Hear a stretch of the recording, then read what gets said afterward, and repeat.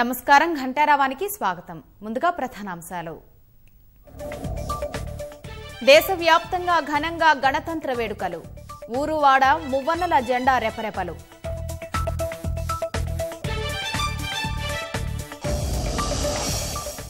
ఢిల్లీలో మువ్వన్నెల జెండా ఎగురవేసిన రాష్ట్రపతి. ముఖ్య అతిథిగా బ్రెజిల్ అధ్యక్షుడు బోల్సోనారో.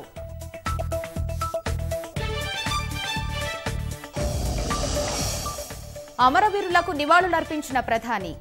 సైనికుల త్యాగాలను స్మరించుకున్న మోదీ.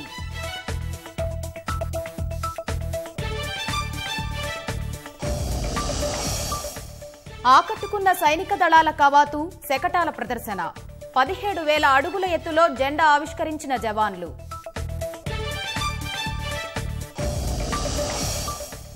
తెరాస సర్కారు సుపరిపాలన అందిస్తోందన్న గవర్నర్. మిగతా రాష్ట్రాలకు ఆదర్శంగా నిలుస్తోందని వ్యాఖ్య.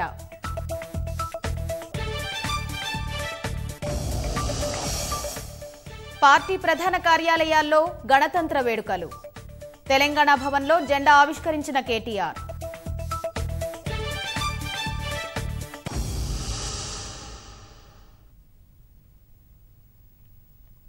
భారత 71వ గణతంత్ర వేడుకలు దేశ సైనిక పాటవాన్ని మరోసారి ప్రపంచానికి చాటాయి.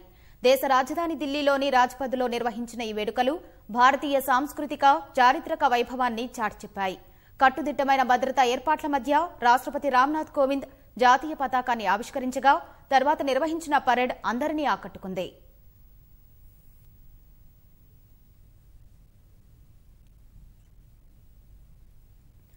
ఆ సేతు హిమాచలం 71వ గణతంత్ర వేడుకలతో మురిసిపోయింది. దేశ రాజధాని ఢిల్లీలోని రాజ్పథ్లో నిర్వహించిన గణతంత్ర వేడుకలు దేశ సైనిక పాటవాన్ని, భారతీయ సాంస్కృతిక, చారిత్రక వైభవాన్ని మరోసారి ప్రపంచానికి చాటాయి. కట్టుదిట్టమైన భద్రత మధ్య సాగిన ఈ వేడుకల్లో మొదట ప్రధాని నరేంద్ర మోదీ ఇండియా గేట్ వద్దనున్న జాతీయ యుద్ద స్మారక కేంద్రాన్ని సందర్శించి అమరవీరులకు నివాళులర్పించారు. గణతంత్ర దినోత్సవం సందర్భంగా ఏటా ప్రధానులు అమర జవాన్ జ్యోతి వద్ద నివాళి అర్పిస్తుండగా ఈసారి మాత్రం ప్రధాని మోదీ జాతీయ యుద్ద స్మారక కేంద్రం వద్ద टाटा मार्को पोलो की बसें इसी का जीवंत उदाहरण हैं। दोनों देश सन 2013 की भव्यता राजपथ पर उतरने को है. భారత సైనిక సామర్థ్యాన్ని, శక్తిని ప్రతిబింబించేలా సాగిన పరేడ్ ఆద్యంతం ఆకట్టుకుంది. యాంటీ శాటిలైట్ ఆయుధ వ్యవస్థను తొలిసారిగా ఈ పరేడ్లో భారత్ ప్రదర్శించింది. తమ సంస్కృతి, సంప్రదాయాలను ప్రతిబింబిస్తూ వివిధ రాష్ట్రాల శకటాలు సందడి చేశాయి. తెలంగాణ సంస్కృతిని ప్రతిబింబిస్తూ బతుకమ్మ, సమ్మక్క సారలమ్మ జాతర ఇతివృత్తంతో ఆకర్షణగా నిలిచాయి. జరిగిన గణతంత్ర వేడుకలకు పటిష్ట భద్రతా ఏర్పాట్లు చేశారు. వేలాది మంది పోలీసులు, పారామిలిటరీ దళ సిబ్బందిని మోహరించారు.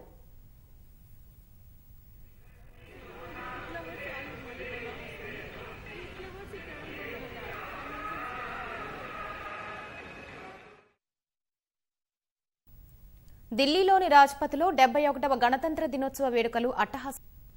దేశానికి ఆదర్శంగా నిలిచే అభివృద్ది కార్యక్రమాలు, పాలనా సంస్కరణలతో రాష్ట్రం ముందుకెళ్తోందని గవర్నర్ తమిళిసై సౌందరరాజన్ వ్యాఖ్యానించారు. హైదరాబాద్ పబ్లిక్ గార్డెన్స్ లో జరిగిన గణతంత్ర వేడుకల్లో తమిళిసై జాతీయ పతాకాన్ని ఎగురవేశారు. అనంతరం రాష్ట్ర ప్రగతి, భవిష్యత్ ప్రణాళికల్ని వివరించారు.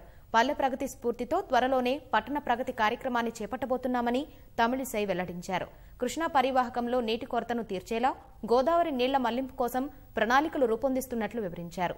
సంపూర్ణ అక్షరాస్యత సాధించాలని ప్రభుత్వం లక్ష్యంగా పెట్టుకుందని, ఇందుకోసం అవసరమైన చర్యలు చేపడుతున్నట్లు తమిళిసై తెలిపారు.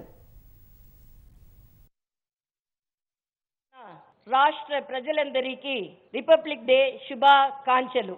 I am extremely happy to state that I am taking part in the Republic Day celebrations as governor of the state of Telangana for the first time. Let me tell you all that I will cherish this moment. Throughout my life, my happiness and joy have been doubled as I am celebrating such an important event amid Telangana people who are well known for their love and affection and progressive outlook. We reach out every citizen of Telangana with the slogan Swarashtamlu Subaripalana, good governance in our own state. The state government has implemented several administrative reforms. Urbanization is taking place on fast track mode in Telangana state.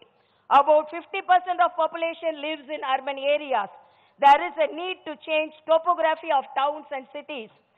Towns and cities should be developed according to the plan. The municipal elections are over now. The newly elected people representatives should take up the responsibility to change their towns and cities far better.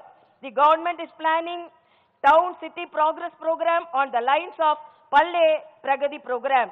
I appeal to people to participate in Pattana Pragati Program and transform their own cities and towns based on making proper plans and implementing the scheme.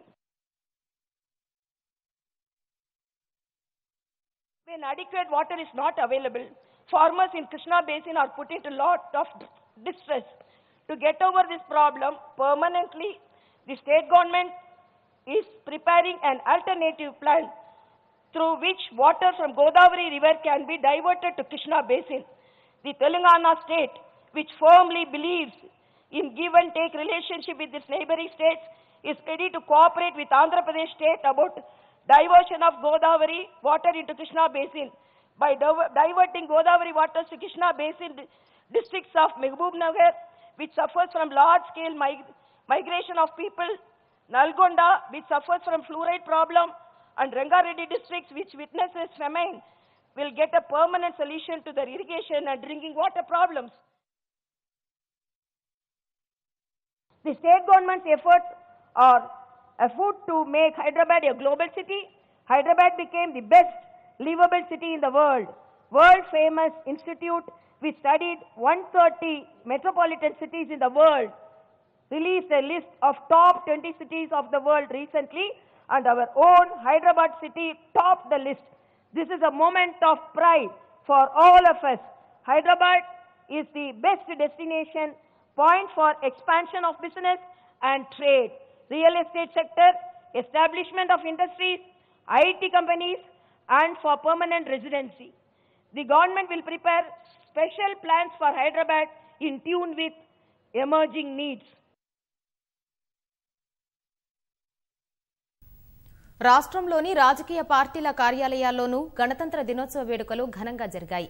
ఆయా party నేతలు మువ్వన్నెల జెండాను ఆవిష్కరించారు. అమరవీరుల సేవలను స్మరించుకున్న నేతలు దేశ అభివృద్ధి కంకణబద్దులై ఉండామని ప్రతిజ్ఞ చేయించారు. గణతంత్ర దినోత్సవ వేళ త్రివర్ణ పతాకం రెపరెపలాడింది. తెలంగాణ భవన్లో గణతంత్ర వేడుకలు అట్టహాసంగా సాగాయి. తెరాస కార్యనిర్వాహక అధ్యక్షుడు ఐటీ పురపాలక శాఖ మంత్రి కేటీఆర్ మువ్వన్నెల జెండాను ఆవిష్కరించారు. ఈ కార్యక్రమంలో మంత్రి శ్రీనివాస్ గౌడ్, మేయర్ బొంతు రామ్మోహన్ సహా పలువురు తెరాస నేతలు పాల్గొన్నారు.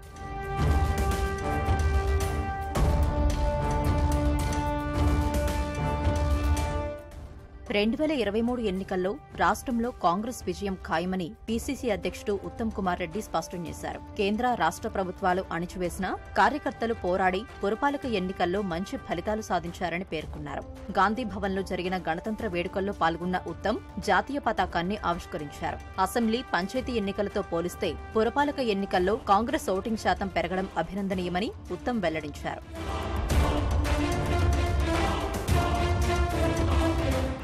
కొన్ని పార్టీలు ఓట్లు, సీట్ల కోసం జనగణనను వ్యతిరేకిస్తున్నాయని కేంద్ర హోంశాఖ సహాయ మంత్రి కిషన్ రెడ్డి ఆక్షేపించారు. భాజపా రాష్ట్ర కార్యాలయంలో గణతంత్ర వేడుకలకు హాజరయ్యారు. భాజపా రాష్ట్ర అధ్యక్షుడు లక్ష్మణ్ త్రివర్ణ పతాకాన్ని ఎగురవేశారు. కొన్ని రాజకీయ పక్షాలు కావాలని కేంద్రంపై తప్పుడు ప్రచారం చేస్తున్నాయని కిషన్ రెడ్డి విమర్శించారు.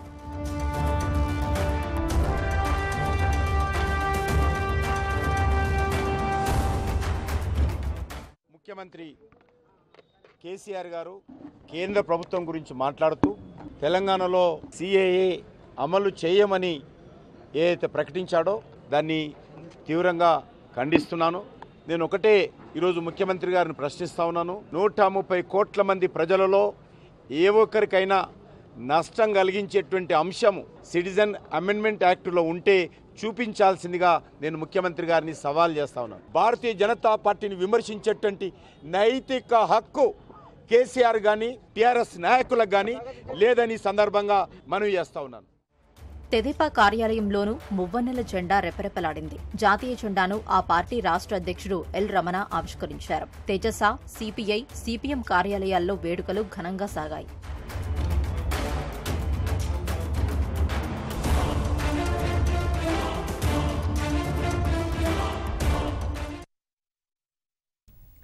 రాష్ట్ర చట్టసభల్లో 71వ గణతంత్ర దినోత్సవ వేడుకలు ఘనంగా జరిగాయి. శాసనసభ ప్రాంగణంలో సభాపతి పోచారం శ్రీనివాసరెడ్డి జాతీయ పతాకాన్ని ఎగురవేశారు. అంతకుముందు పోలీసు సిబ్బంది నుంచి గౌరవ వందనం స్వీకరించారు. అనంతరం మహాత్మాగాంధీ, అంబేద్కర్ విగ్రహాలకు పూలమాలలు వేసి నివాళులర్పించారు. శాసనమండలిలో చైర్మన్ గుత్తా సుఖేందర్ రెడ్డి త్రివర్ణ పతాకాన్ని ఆవిష్కరించి గౌరవ వందనం స్వీకరించారు. కార్యక్రమంలో పలువురు ఎమ్మెల్యేలు, ఎమ్మెల్సీలు పాల్గొన్నారు.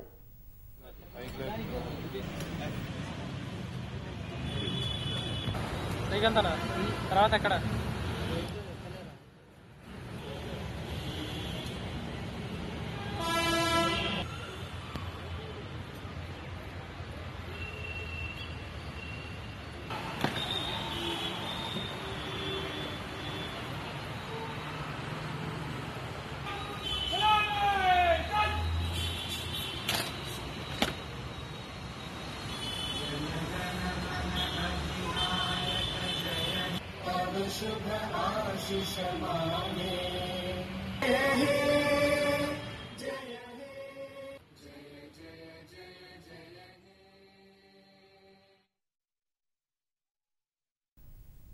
హైకోర్టులోనూ గణతంత్ర వేడుకలు ఘనంగా జరిగాయి. జాతీయ పతాకాన్ని ప్రధాన న్యాయమూర్తి అశోక్ సింగ్ చౌహాన్ ఆవిష్కరించారు. మార్షల్స్ చే గౌరవ వందనాన్ని స్వీకరించారు.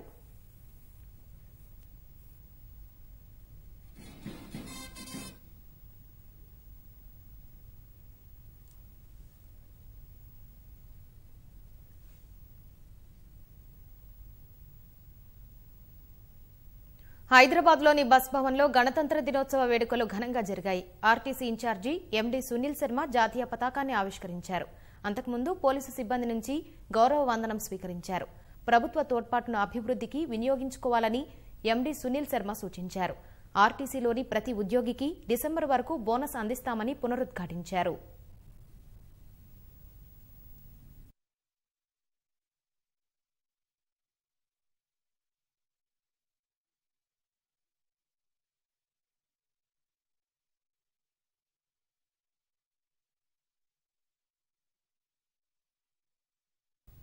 రాష్ట్రంలో గణతంత్ర వేడుకలు ఉత్సాహంగా సాగాయి. అధికారులు వారి వారి కార్యాలయాల్లో జాతీయ పతాకాన్ని ఆవిష్కరించారు.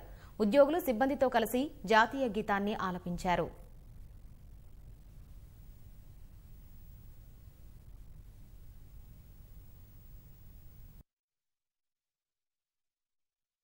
హైదరాబాద్ నాంపల్లిలోని రాష్ట్ర మానవ హక్కుల కమిషన్ కార్యాలయంలో గణతంత్ర వేడుకలు ఘనంగా జరిగాయి. కమిషన్ చైర్మన్ జస్టిస్ చంద్రయ్య జాతీయ పతాకాన్ని ఆవిష్కరించారు.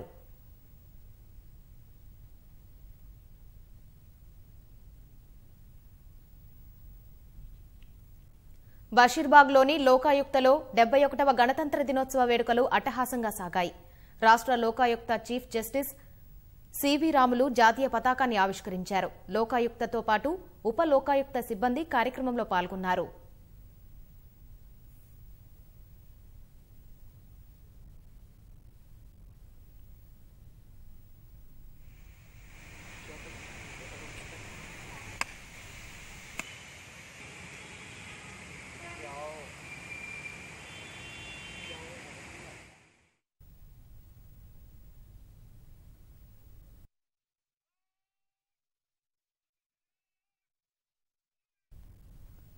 లక్డీకపుల్లోని డీజీపీ గణతంత్ర వేడుకలు ఉత్సాహంగా సాగాయి. ఈ సందర్భంగా పోలీసుల కవాతును అడిషనల్ డీజీపీ ఉమేష్ షరాఫ్ స్వీకరించారు. జాతీయ పతాకాన్ని ఆవిష్కరించి జాతీయ గీతాన్ని ఆలపించారు.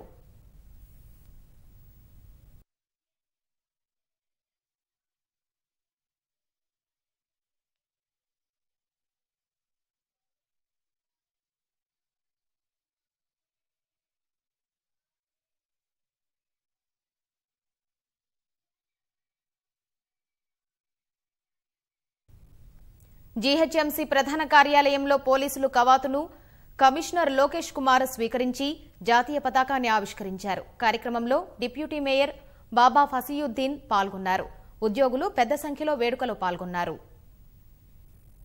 నాంపల్లిలోని టీఎస్పీఎస్సీ కార్యాలయంలో కమిషన్ చైర్మన్ ఘంటా చక్రపాణి జాతీయ పతాకాన్ని ఆవిష్కరించారు.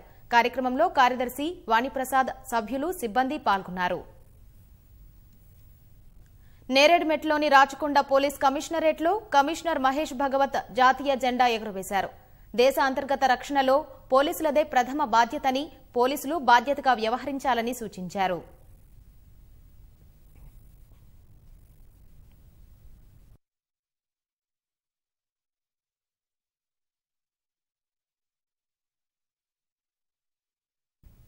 జగిత్యాల జిల్లాలో ఓ కుటుంబం గణతంత్ర దినోత్సవాన్ని వినూత్నంగా జరుపుకుని దేశభక్తిని చాటుకుంది. మెట్పల్లికి చెందిన భార్గవ్, వాసవిల వివాహం జాతీయ పండుగ రోజునే రావడంతో పెళ్లి మండపం వద్దే గణతంత్ర వేడుకలు నిర్వహించారు.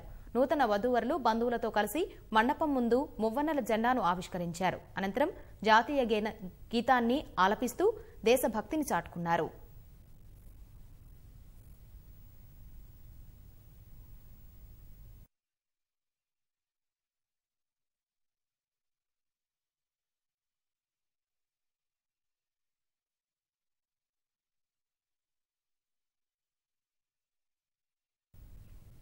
రోడ్డు రవాణా సంస్థ కార్గో సేవలు విస్తృతం కానున్నాయి.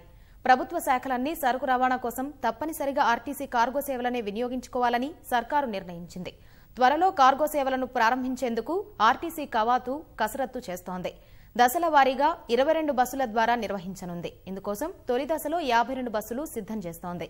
ముందుగా వ్యవసాయ శాఖలో ఎరువులు, విత్తనాల రవాణా విస్తృతం కావడంతో పాటు పౌర సరఫరాల శాఖలో రేషన్ బియ్యం సరఫరాకు కార్గో సేవలు ఉపయోగపడనున్నాయి.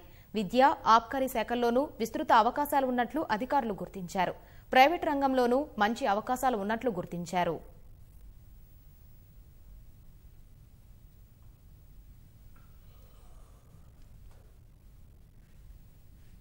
కొన్ని క్షణాల్లో నారీబేరీ ప్రసారం. నమస్కారం.